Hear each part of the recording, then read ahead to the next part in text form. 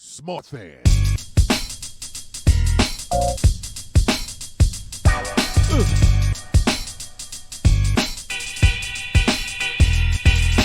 Smarterfan.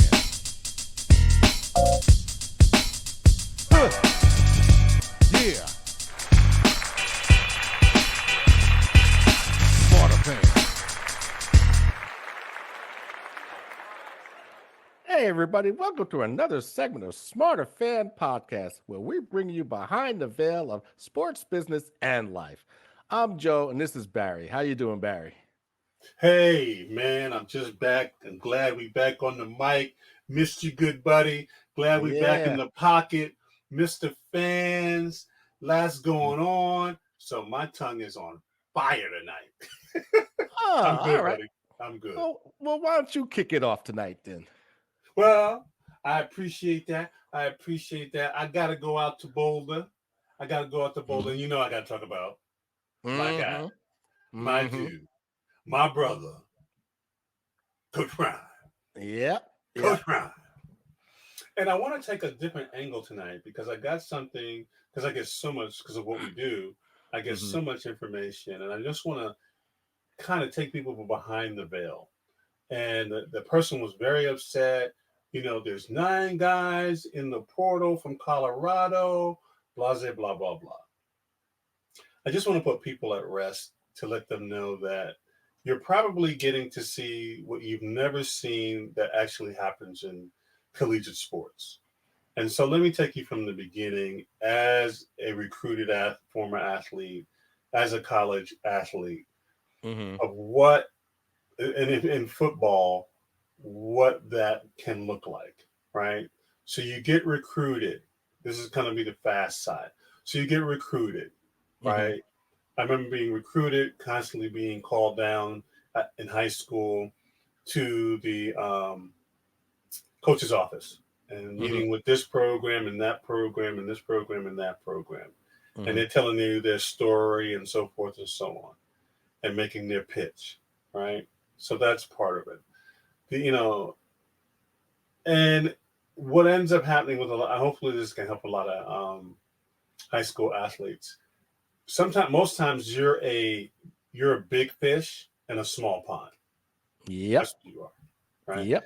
And you really get awakened to that when you actually sign with a college team and end up in what they kind of spring football, right? Where you're kind of there before everybody else. You're going through 2-a-days, and then you get to find out, you're running back, and they ended up recruiting the running back, which is a rival across town. Yep. So now you two are freshmen fighting for a spot, and then you guys are looking at each other, and guess who's in front of you? The projected All-American who's starting. The one behind him is slated. So you're like looking and going, I may not get to play for 2 years, right? And understand they keep recruiting, right? So this is what happens, and then on top of that, there could be a coaching change. I remember being recruited, quote unquote, out of my position and recruited as a tight end because I had led my high school team in interceptions as a defensive lineman, So I got recruited as a tight end. I get to camp and I'm looking for my coach who signed me. Oh, he moved down the road. I'm like, what? Yeah, he took another job somewhere else to get more money, right? So now you're dealing with that dynamic, right? So, you think you're the cat's meow, and you get there and you find out, no, you're starting at the bottom. There's a depth chart. And you got to work your way up, and you get to find out, oh, man, everybody's big here. Everybody's fast here. Everybody can compete here. And I'll never forget my first spring 2-a-days. Hot as hell, dusty as hell. And we're out there 2-a-days hitting. Meaning in the morning, then there's an afternoon session, right? Learning plays and all that stuff. And literally seeing guys who may have been All-Americans, who may have been big fish in small ponds, guys who realize I may have been able to do this in high school, but there's no way I'm getting around a 6'6", 350-pound offensive lineman. Yeah. I'm just not. It's just physics. So I saw guys walk off the field. I saw guys pack up their stuff and go back home. And it's a really sobering experience because you begin to realize you see guys who just can't take the hitting, who literally it's just too violent. And so these are the dynamics, Smarterfan family, that athletes go through, and then you look at what's happening. It happens all through college football. That's happy about the portal because it may not be a fit, or the coach who recruited you leaves, right? Or they start to run a different scheme that doesn't fit your talents. So the portal is a great thing if properly managed and kids are educated on how to use it effectively, because you can use it poorly. I think a lot of these kids that are leaving, some need to leave, right? It's just like everybody can't play for Alabama. Everybody can't play for LSU. Everybody can't play. You know what I mean? Is it too big of a stage? The competition, the demands. There's a lot of things. The playbook. You'd be surprised how many athletes who get recruited to the next level can't or won't. I used to play with a running back, Mr. All Everything. He refused to learn the playbook.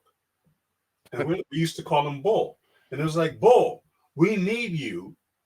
But he just was so coddled in high school, and it was just give him the ball and let him do it. And coaches was like, we can't do that here.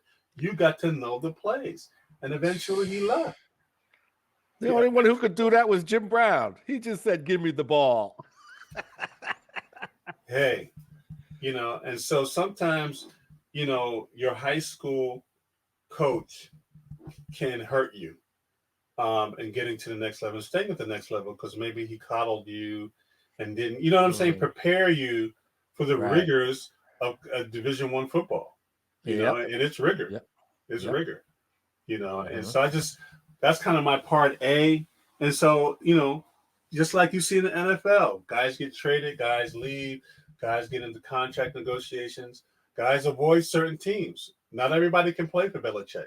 Not everybody can play for, Tomlin, and they recruit certain kind of guys. It's the same thing at the collegiate level. You're trying to get your guys who understand your philosophy, who have your mindset about what you want to do. And, so for some of those kids, it's a good thing for them to move on. Some of them, they wasn't going to get to start anyway because they just weren't good enough. And Colorado is only going to get better. I had to share with somebody on my last point. I had to share with somebody who was like, "Oh, they're terrible," and I said, "You do know that most of the teams they're playing have been together 2 years." What? Yeah. I said these guys have only been together 9 months. Right. Yeah. And they're competing. Can you imagine what they look like after this season, where they got a feel for each other? They can build some more camaraderie. They're going to be a problem because there's only one game they actually got blown out, which was the Oregon game. Right. Every other game they've been in a few different outcomes. They win those games. Yeah. Guy said to me, Joe, I never thought about it like that. I said, think about it like that. Over to you, my friend. Okay, I'm going to switch gears a bit. Since NASCAR is winding down its season, and the competition is heating up for the Cup, a while back I did a timeline on NASCAR, and I briefly talked about Wendell Scott, and I'm going to get a little more into detail about him. Okay. Wendell Oliver Scott, he was born in Danville, Virginia. It was a town dominated by cotton mills and tobacco processing plants. And he said, I ain't having none of that. So he decided to he began learning auto mechanics from his father, and he dropped out of school as a teen and drove a taxi and served as a mechanic in the segregated army in Europe during World War II. And he married in 43, and they had 7 kids. And after the war, he ran an auto repair shop, and as a side hustle, he ran Shine. You know, Yes, gotta have a sir. side hustle, but he That got was caught. that hustle. Yeah, he Okay. got caught, and he was sentenced to 3 years of probation, but that didn't stop him. So in 51, the officials at the Dixie Circuit, which is a regional racing organization, decided to recruit a black driver as a marketing gimmick, you know, Hmm. and he became a participant in this, and he was in his first race, at Danville Speedway, but he wanted bigger opportunities. So him and his mechanic, they attempted to enter NASCAR races, but they were refused, of course, because of their race. Wow. You know, but they tried this on a couple of occasions, and in '54 he was finally approved for a NASCAR license, Oh, and wow. that's how he became the first black driver in NASCAR. You know, Awesome story. yeah, Wow. somebody gave him a break, and that's how he got in, you know, and 54. Wow. he moved up to the Grand National Series, which is basically the Winston Cup now, or Hmm. was the Winston Cup, and so then he was he accumulated the most points, and he was driving a '64 Bel Air that he bought from Ned Jarrett, Dale Hmm. Jarrett's father, Hmm. and he won a race in Jacksonville, and he became the first African American to win a national event. Though he was not, but he wasn't declared the winner, So they declared the second place driver the winner, and then when the officials checked everything, they found out that he not only won the race, but he led everybody by 2 laps. Oh my goodness.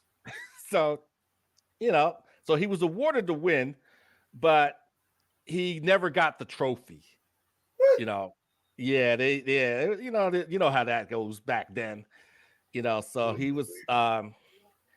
and throughout the '60s, he raced, and he got in '73. He got Hmm. injured, and at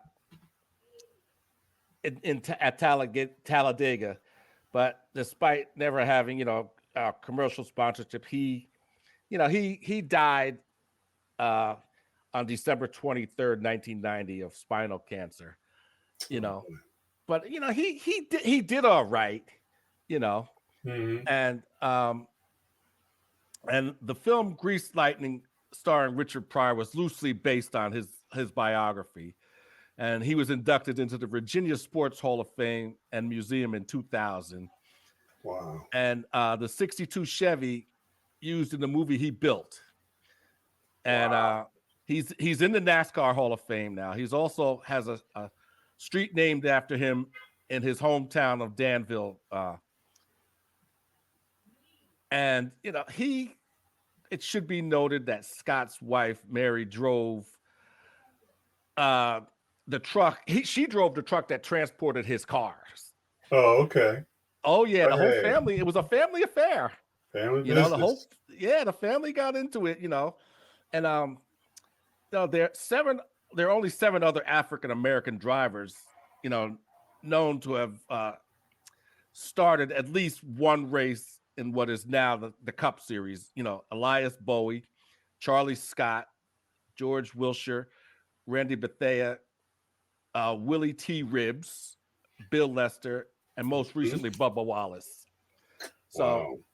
so that's basically his legacy. And they finally his family just recently in the was awarded the trophy after he died.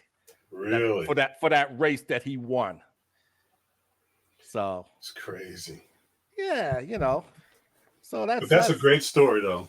Great yeah. history. Great history.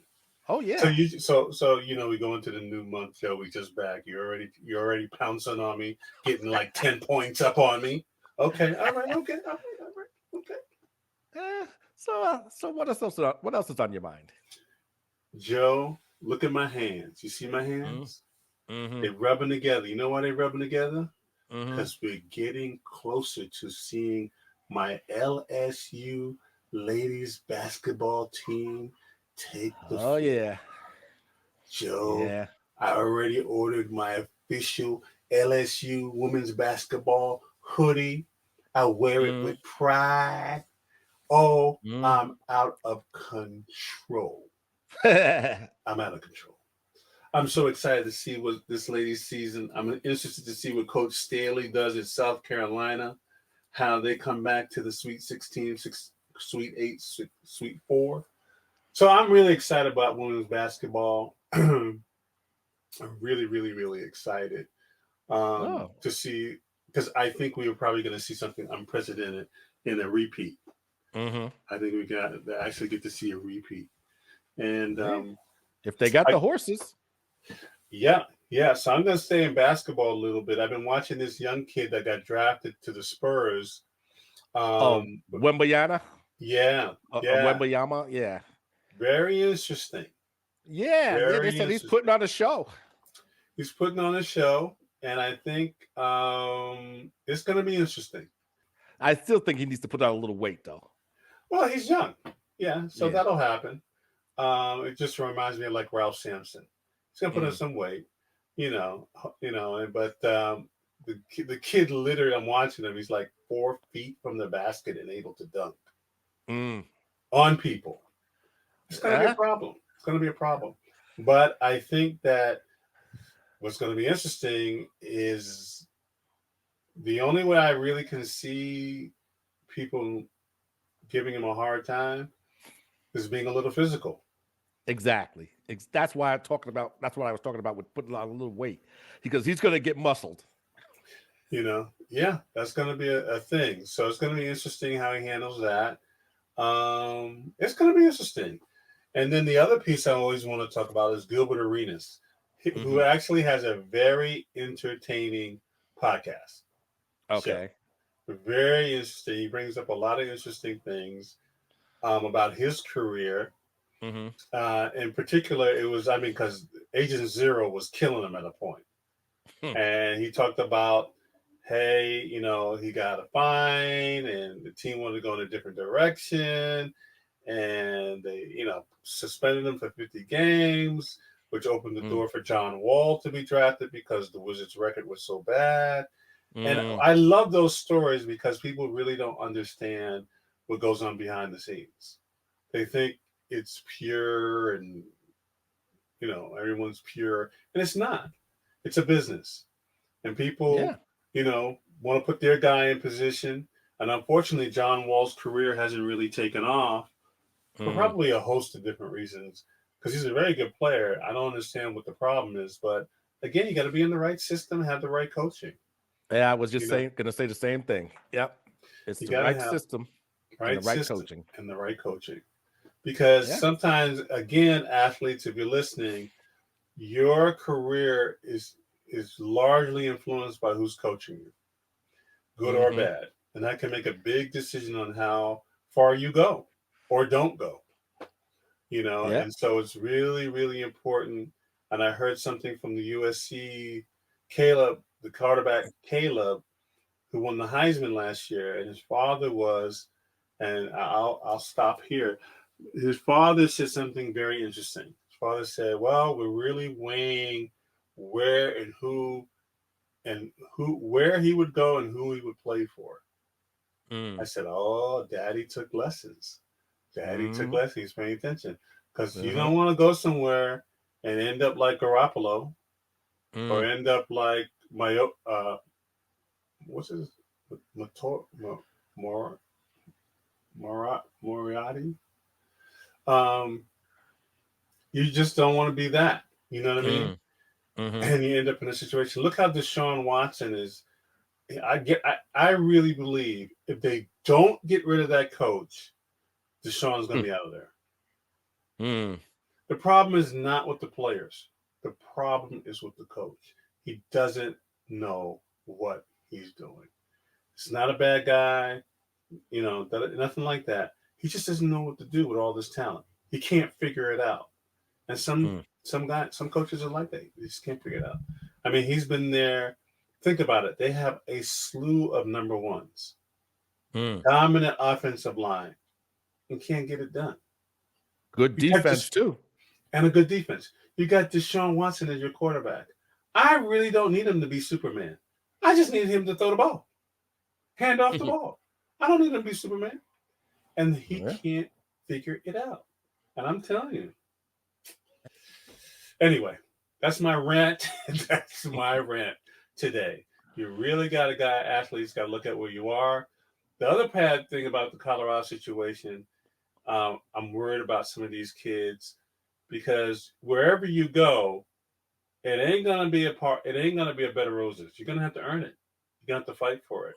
And one of the things that a lot of these kids don't understand that wherever they may be going, may not have the influence. Coach Prime's peer group are GMs in the NFL. What does that mean? I was talking to a young kid. I said, do you understand what that means? That means that even if you don't get drafted, you don't think those GMs say, hey, who's the sleeper here, coach? Who's the sleeper? And he could say, you should bring that kid in. Works hard, good attitude, da da da da da da da. And there's many ways to get in the NFL. Many ways. My favorite story is Dwight Clark, who played for the 49ers. Was asked by Bill Walsh to catch for a quarterback they were considering drafting. Oh, right. Yeah. He was so impressed with Dwight. Bill Walsh drafts him. The rest is history. Yeah. You see what I mean? You just, right place, right time. And you'd be amazed, like, why did you draft this slow white kid? But slow white kid could play. And he broke my heart. Yeah, I didn't want to go there. It's hard for me to bring up. I still haven't recuperated. But it is what it is. But and I shared that with some young high school players. And they were like, "Really?" I said, "Yeah. There's many ways to get to the show. There's many ways to get to the show. But attitude is the number one thing. Having the right attitude and the right work ethic. And really working on your craft. Really work and being coachable. You'd be surprised how you can have a 10, 12-year career if you do three things: work hard, master your skill, add value, and a good teammate. You can get a 10-year career making good money. Yeah. You may not go to the Hall of Fame, or you may, but you can make a good living just doing those 3 or 4 things consistently. So that's all I got for you tonight. All right. Jump here, jump there, had a little this, had a little cayenne pepper, had a little seasoning over here, had a little chicken broth. So I gave you a little something. Missed you, guy. Good that we're back on. Glad to be back on the mic with you. Right. Definitely. Likewise. So I'm going to talk about the World Series that just ended, first of all, the game 1 opener was played by the 5th and 6th seeds with the lowest combined winning percentage of any American League and National League pennant winners, but despite this, it was a game for the ages, 3 lead changes, capped off with Corey Seager's 2-run homer in the bottom of the 9th to tie it. And then Adolis Garcia, put the icing on the cake with a walk-off in the 11th, and making the D-backs 0-6 in extra inning games dating back to the 2001 World Series where Jeter became Mr. November, So, and then they were shut down in game 2 by Merrill Kelly, in a 9-1 win, but they bounced back in game 3 on Corey Seager's bat and his defense for a 3-1 win. And They lost Adolis Garcia and Matt Scherzer to injuries. You know, so they were lost for the rest of the series. But they never skipped a beat because winning Game 4, they won their 10th road game in a row with a crazy 11-7 win in which they scored 5 runs back-to-back innings. And that's crazy. And that set the stage for Game 5, where they put their ace out. Hold on, my buddy. I think we're getting to the red line. You may have to put a period in that and wrap it up, my friend. I could hear it in your tone. You was getting ready to dive in extra deep with extra sauce. I had to pull you out of there, buddy. I know where you're going with it. Yes, you know, because you know. Yeah, I heard it in your voice. I said, "Oh, he getting ready to dip that sandwich in that little extra mayo, and it's gonna be a mess. It's gonna be a mess." Yeah, you know, but hey, and I congratulate the Texas Rangers and on their first World Series win. Wow. And Bruce Bochy, he took a 3-year hiatus, and then he comes back, and in his first year, he wins the World Series. Hey, on that note, winners win. See you next week on Smarterfan Podcast. Joe, good to see you. Glad you're back. See you. Yeah. And we're going to come back, folks, with another part B, because let me tell you, Joe got more to rant. Let me tell you. He's got more. You ain't seen nothing yet. Wait till our next show. Matter of fact, I may not say nothing the next show and just let him go. All right, folks. Have a good one. See you soon. Smarterfan Podcast coming at you. All right. Have a good night. Smarterfan.